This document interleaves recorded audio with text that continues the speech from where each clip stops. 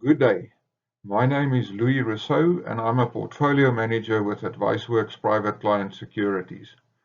I'd like to spend the next quarter of an hour talking to you about the global COVID-19 pandemic and the impact that it's having on investment markets. I'd also like to share some thoughts with you on how Adviceworx sees the way forward. The world's eyes are currently focused on US President Joe Biden, who has entered the White House with an ambitious policy agenda.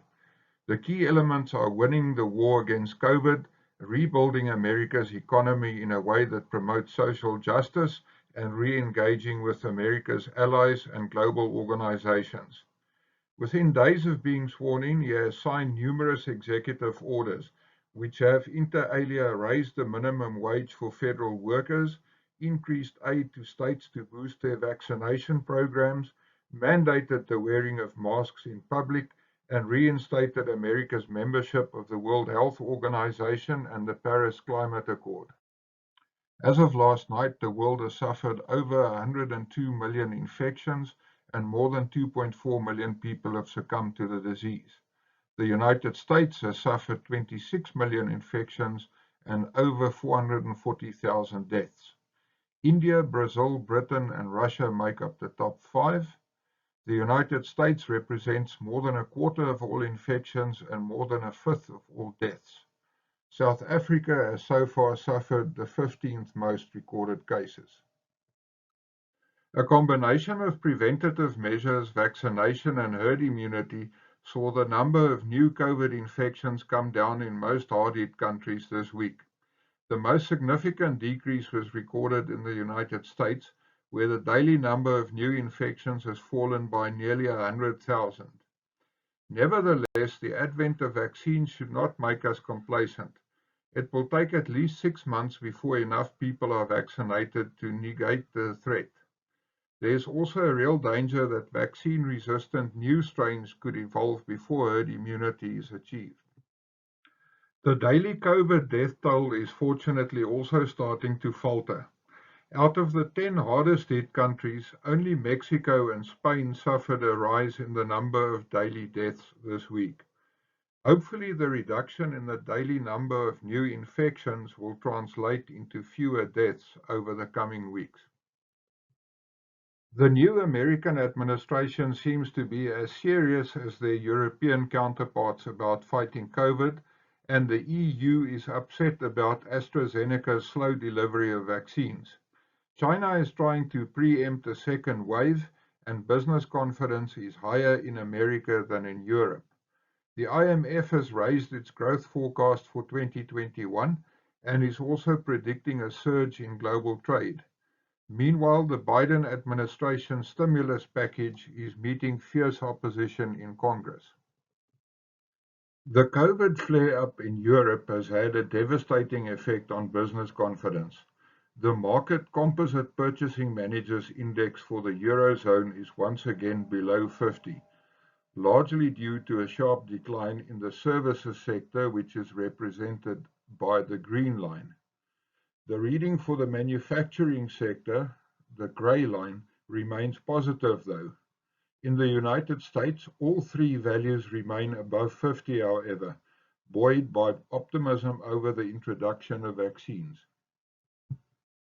Most economies are expected to grow by more than 3% in 2021, with India leading the way. China should record an impressive 8.1%, while the United States forecast has been raised from 3.1% to 5.1%. Despite this, about 90 million people are expected to descend into extreme poverty due to the pandemic, and by 2025, the global economy will be $22 trillion worse off than if growth had continued at its pre-pandemic rate. The Baltic Dry Index is a measure of shipping costs and is generally accepted as an indication of the health of global trade. Since October last year, the index and its sub-indices have all risen sharply. This is particularly true of trade between China and Europe. The sub-index for Northern Europe has risen marginally faster than the value for Mediterranean Europe and North Africa in recent months. Wall Street suffered widespread profit-taking this week despite mostly pleasing company results, while Chinese markets are riding high. China's economic recovery is attracting strong foreign direct investment, but the US ban on investments in Chinese companies with military ties has seen 5 tech firms drop from the MSCI World Index. Bitcoin and Apple are attracting customers, while Huawei is losing them. Nokia and BlackBerry are meanwhile on the comeback trail. The new year has been kind to most equity markets thus far. The MSCI World Index is up by 2.5% year to date, with the American S&P 500 up slightly less.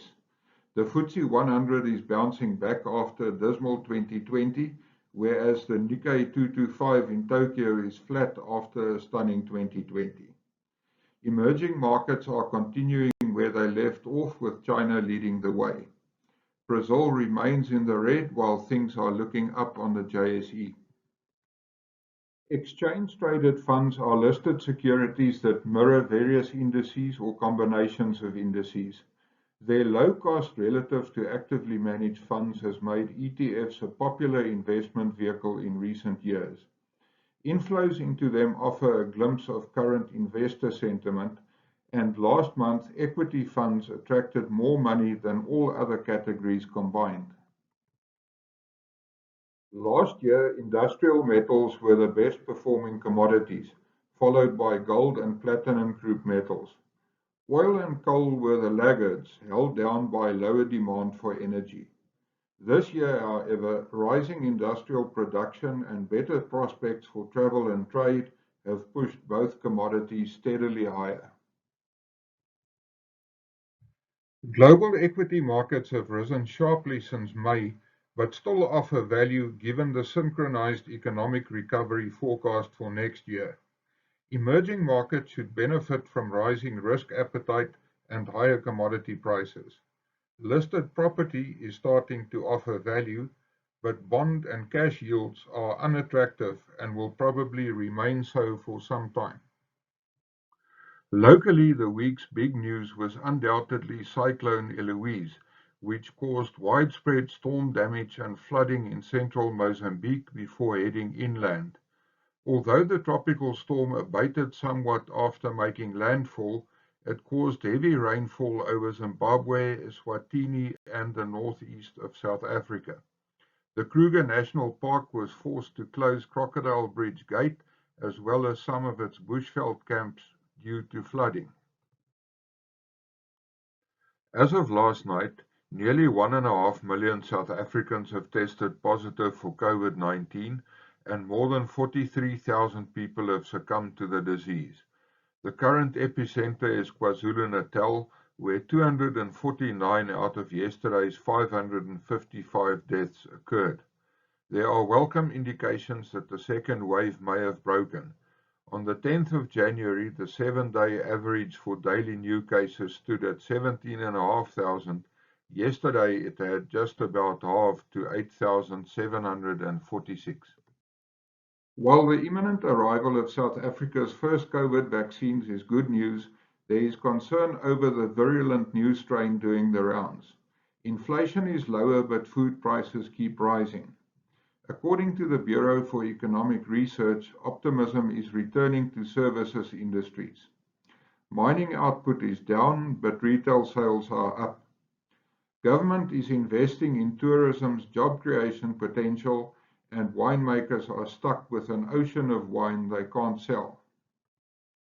Consumer price inflation, represented by the light green line, has been steadily declining over the past year and reached 3.1% last month. While core inflation, the dark green line, which excludes fuel and food, is subdued, food inflation, the dotted line, has now reached 6%. It is hoped that the good crop prospects for this year will mitigate this. After dropping steadily for 3 years, business confidence in the hospitality services sector has started to recover in recent months on the back of optimism that tourism will recover later this year. It should be noted, however, that the sector index is still far from positive. The current reading is 25, which is way below the threshold of positivity of 50. Sadly for South Africa, just as commodity prices are rising, South African mining output is declining. This is not simply due to the COVID lockdown. It is due largely to uncertainty over government's mining and labour policies, which have made mining houses reluctant to invest in new shafts and smelters. South Africa missed out on the last commodity cycle for this very reason, and it is imperative that government restores policy certainty and confidence to the sector. The JSE has given up most of its gains for the year to date, but JP Morgan nevertheless sees value in South African banks. Bond yields remain firm, but the rand is weakened. Woolies Food is riding high, but the shift to online sales has caused the demise of music icon Musica.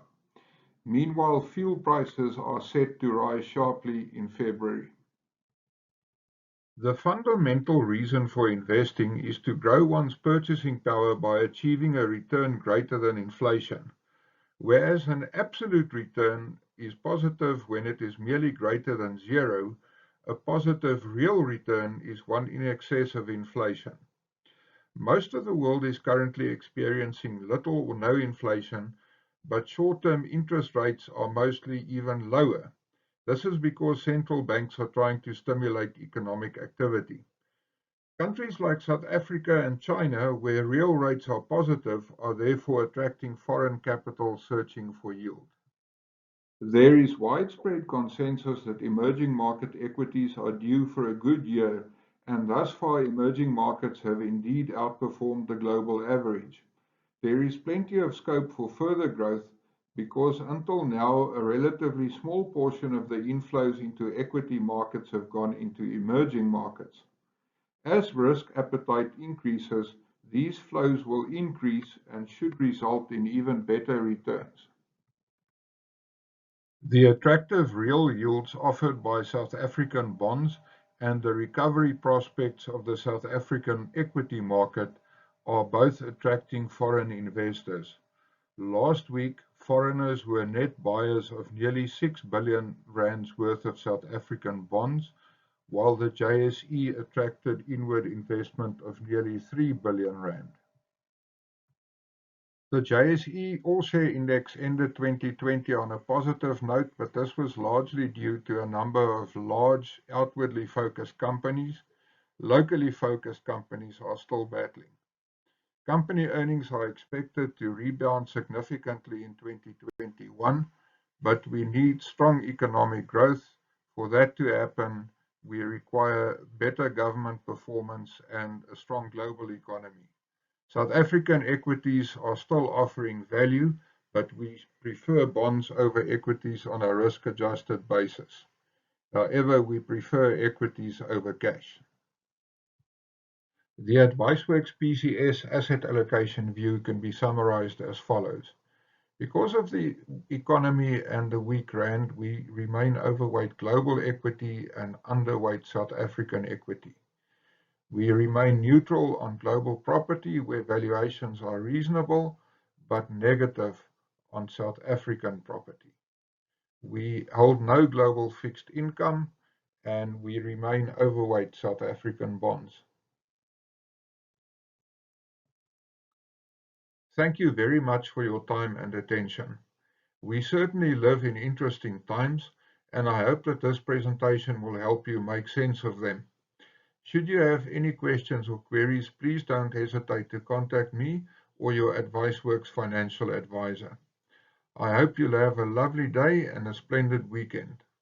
Until next week, goodbye from me.